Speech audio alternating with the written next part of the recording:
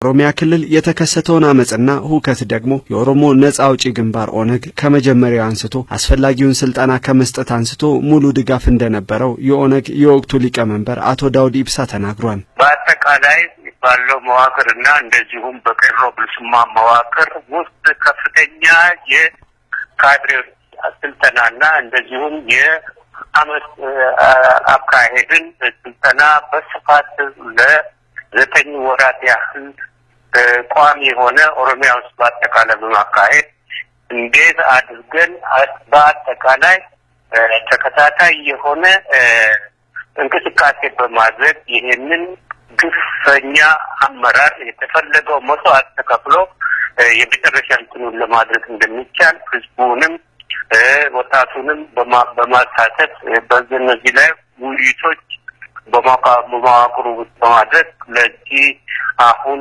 ለ11 ወር ሲካሄድ በነበረና መራራ በሆነ ትግል ውስጥ ከፍተኛ ሚናና አመራር ሲሰጥ ከርሟል። ኦነግ የአመጹ መሪ መሆኑን ያመነው ዘግይቶ ነው። ኃላፊነቱን በአጠቃላይ ወስደን ይሄንን እንቅስቃሴ የኦሮሞ ነጻነት ግንባር እንደሚመራ መግለጫ ከመስጠት በእርግጥ ተቆጥበናል።